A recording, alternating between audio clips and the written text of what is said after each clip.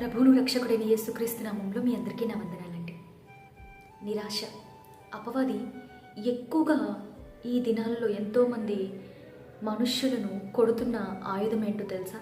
నిరాశ, కృంగుదల.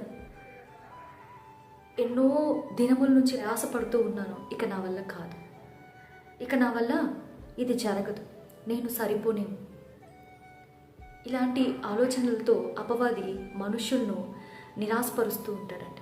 నువ్వు ఈ పని చేయగలవా, అసలు నువ్వు ఏదైనా కానీ ఒకటి సరిగా ముగించగలవా అని మాట్లాడుతూ ఉన్నప్పుడు నిజమే కదా, నేను ఏ మాత్రపు దానిని, ఏ మాత్రపు వాడిని, ఇది నా వల్ల అవ్వదు, నేను సరిపోను అని మనుషులము మనం ఏం చేస్తూ ఉంటాము? నిరాశను ఎంకరేజ్ చేస్తూ ఉంటాము. దానిని బట్టి మనము ఇక ప్రయత్నించడం మానేస్తూ ఉంటాం. కెరీర్ గురించి ఎంతగానో ప్రయాసపడుతూ ఉంటారు. నేను ఏ విధంగా అన్నా కానీ ఇదిగో ఈ యొక్క ఉద్యోగాన్ని సంపాదించాలి, ఏ విధంగా అయినా కానీ నా యొక్క పరీక్షల్లో నేను మంచి మార్కులను తెచ్చుకోవాలనుకుంటున్నాను, ఏ విధంగా అన్నా కానీ నేను దేవుని కొరకు రగల్చబడాలి. అపవాది చెప్తున్న మాట ఏంటో తెలుసా? ఏం చెప్తాడో తెలుసా? నీ వల్ల అవ్వదు, నువ్వా దీనినా చేయలేవు, అసలు అవ్వదు, విడిచిపెట్టేసాయి. ఇలాంటి మాటల్ని చెప్తున్నప్పుడు మనం ఏం చేస్తూ ఉంటామండి? అపవాది మాటలకు మన చెవిని ఇచ్చి నిజమే కదా, ఇది నా వల్ల అవదు అని విడిచిపెట్టేస్తూ ఉంటాం. అయితే అపవాది పదే పదే ఇలా ఎందుకు చెప్తాడో తెలుసా?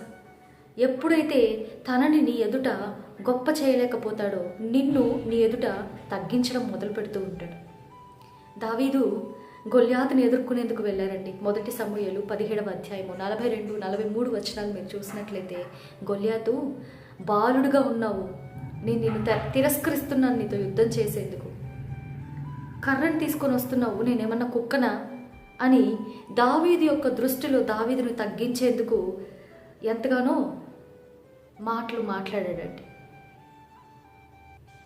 అప్పుడు దావీదు తన మీద తను ఫోకస్ చేసుకోలేదు. నిజమే కదా, నేను బాలుని కదా, ఇంత పెద్ద వ్యక్తిని నేను కొట్టగలుగుతానా, చంపగలుగుతానా, ఇది నా వల్ల కాదు. నిజమే కదా ఇతను అంటున్న మాటలు, నేను ఇంకా నాకు యుద్ధ నైపుణ్యము లేదు, కనీసము ఆ యొక్క కవచములు, సైనికులు ధరించే ఆ యొక్క కవచములు కూడా నేను ధరించలేదు, నా వల్ల కాదేమో అని తన శక్తి సామర్థ్యాల మీద దావీదు ఆధారపడలేదండి. ఆ సమయంలో 43వ వచనాన్ని మీరు చూసినట్లయితే దావీదు ఏం చెప్తున్నాడో తెలుసా? ఏ దేవునైతే నువ్వు తిరస్కరించావో ఆ సైన్యములకు అధిపతియకు యెహోవా నామం మీద నేను నీతో యుద్ధం చేసేందుకు వస్తూ ఉన్నాను.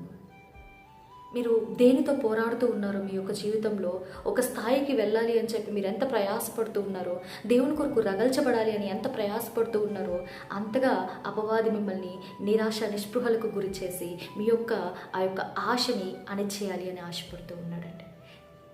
అయితే బాధపడకండి. ఎప్పుడైతే మిమ్మల్ని మీరు ఫోకస్ చేసుకుంటూ ఉంటారో అపవాదికి మీరు ఛాన్స్ ఇచ్చినట్లయితే, అయితే అపవాది మీతో చెప్తున్న ఈ యొక్క ఆలోచనలను బట్టి, ఇదిగో నా వలనైతే కాదు, కానీ నా దేవుని బట్టి సమస్తము నాకు సాధ్యమవుతుంది అని విశ్వాసంతో అడుగు ముందుకు వేసి చూడండి. మీ యొక్క కెరీర్ని దేవునికి అప్పగించి, దేవా నా వలన అవ్వట్లేదయ్యా, ఇది నీ వల్లనే సాధ్యమవుతుంది, నీ నామమును బట్టి ఇందులో నాకు విజయం ఇవ్వు అని చెప్పి ఒక అడుగు ముందుకేసి చూడండి. ఖచ్చితంగా దేవుడు మిమ్మల్ని విజయానికి చేరువ చేస్తాడు. నిరాశకు, నిస్పృహకు, డిసప్పాయింట్మెంట్కు, నిరుత్సాహానికి మీ యొక్క జీవితంలో మీరు చోటు ఇవ్వకండి. అపవాది ఉపయోగించే ఈ యొక్క ఆయుధాన్ని మీరు వాక్య ఖడ్గముతో తిప్పికొట్టండి. దేవుడి వాక్యాన్ని దీవించునుగాక. Praise the lord.